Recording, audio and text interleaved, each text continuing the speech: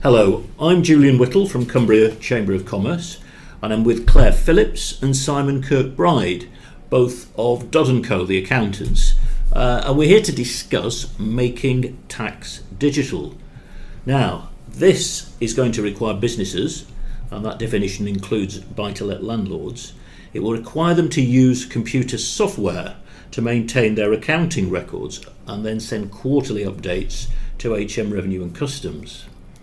So, why is government doing this? Is it about saving money? The government have said that they're introducing this new making tax digital system to make it easier for individuals and businesses to get the tax right and to keep on top of their affairs. They're also trying to reduce the tax gap, which is believed to be around £8 billion a year. What do you mean by the tax gap? Well, that's in theory the lost revenue between the tax due and what's actually declared and paid over. Right.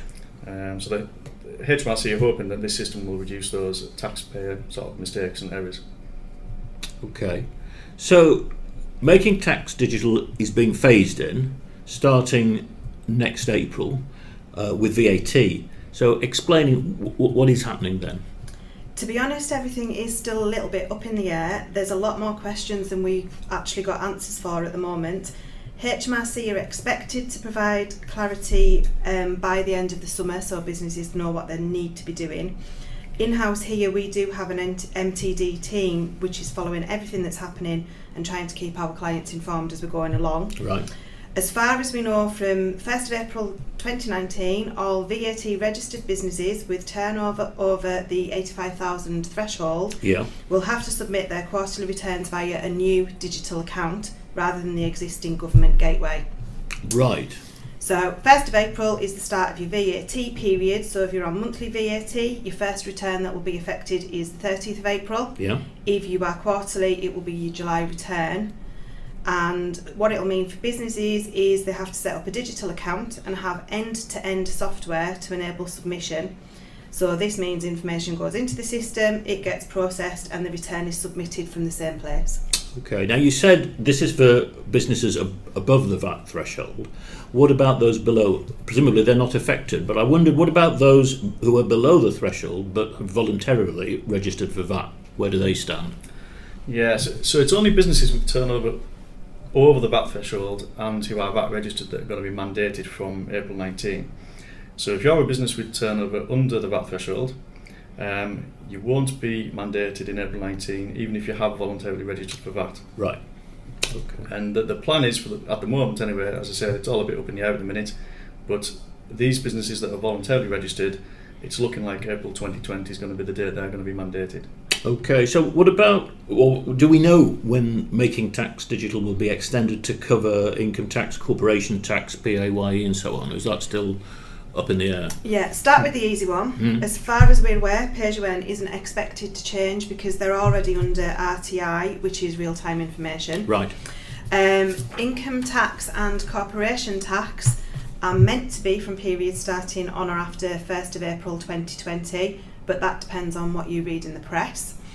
I think a lot rests on how successful VAT goes next April. Yes, so they can be flexible, I suppose, but it's looking like 2020 for the, if you like, the wider net. Have we any idea what proportion of businesses are already using accounting software, and how many are still using manual systems? I mean, I've heard anecdotally there are a lot of farmers in this area who are still using manual systems. Yeah, it's a difficult one to quantify this. It depends what kind of business you're looking at. As you say, farming potentially a lot lower than other larger businesses, but overall it's believed to be around 30 to 40% of businesses that are currently using some sort of accounting software. That's really surprising. I'd have thought it would be a lot more. I'd have thought it would be virtually everybody who's using accounting software, but that's not the case. There's a lot of small businesses using carry bags full of invoices and things. There's still a lot of those about. So those are really the type of people who need to really engage with this and change what they're doing. So what are the software requirements? I suppose, in other words, what will it be expected to do? And will HMRC be providing any free software? So HMRC keep talking about end-to-end software, which means it's all going in the same place and being submitted from there. Usual accounting packages are making themselves compliant as we speak. Cloud software is leading the way at the moment, and that's bringing automation of data entry along with it to make it easier. The plan for all of them is submission, which is just going to be a summary of the transactions. I think there's lots of stuff out there saying it's every single transaction. It'll just be at the click of a button. We have a specialist cloud accounting team in-house working with our clients at the moment, trying to get them on the software that is right for them, because as a firm we don't see that one size fits all. People need specialist packages. HMRC have said they won't provide free software, but that something should be made available for those very small, very simple businesses. There's nothing mandated for any free software for VAT at all, so it's really down to whether a developer wants to give it away for nothing. Right, oh well, we'll have to watch this space, as it were, yeah. But what about businesses that are using spreadsheets to keep their records? Will they be able to carry on doing so, or will they have to switch to something else?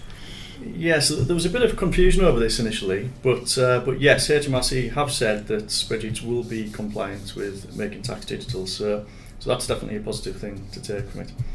It's likely that you're going to need some sort of bridging software.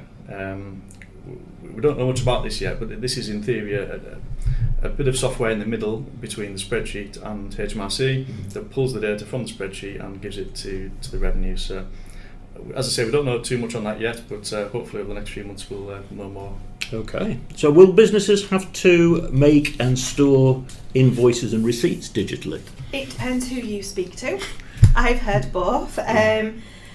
Although we were listening to something from the ICAEW, which is the Institute of Chartered Accountants, where they said it's about recording transactions digitally, not just storing them digitally. Right. So hopefully we'll get some clarity from HMRC pretty soon.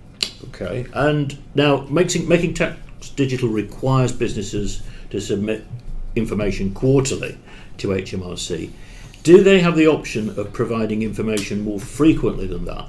And what would be the advantages of doing so? Yes, the quarterly requirement is a minimum requirement. You can opt to submit more regularly if you like, so you can do it monthly, weekly, or even daily if you really wanted to. I think realistically most businesses are probably going to opt to do it quarterly. They don't really want to be doing any more work than they have to, but ultimately HMRC have said that they're going to have a live tax calculator on this system, so I guess once that feature is introduced, there may be some benefit of submitting more regularly to keep on top of your tax. What about the VAT Flat Rate and annual accounting schemes? How will they be affected by this? The only change to them should be the way that they're actually being filed now. So any software that business is using, if they're on that scheme, they've got to make sure the software can deal with it. Okay. And what about retailers? Will they have to record every transaction? HMRC have said that retailers only need to record their gross daily takings digitally rather than every single transaction. So that is a welcome relaxation for smaller businesses. Okay. And what about amendments? How will businesses correct errors under making tax digital? Again, we're still waiting for guidance on it, but we have been told that usual VAT rules apply. So we can only therefore assume that if you've got a VAT amendment to make, it's done in the way that it is now, which will be next VAT return or a voluntary declaration if it's a really big error. Okay, so we've got 10 months before all this starts. What should businesses be doing now to make sure they are prepared? Yeah, 10 months sounds like a long time, doesn't it? But I think if you're a business who is VAT registered and you have turnover over that £85,000 VAT threshold, then by April 19 you will need to start keeping digital records. If you're already doing this, then great, but if not, I think you need to be speaking to your accountant sooner rather than later to go through your options and get you all set up and ready to go from next April. At Dodd & Co, we are prioritising our clients who currently have very sort of manual systems. Yeah. They're the first group who will need to make the biggest changes in terms of their systems. We've got a dedicated Making Tax Digital team that are guiding our clients through this process. So if there's anybody else out there who need any help on this, feel free to get in touch.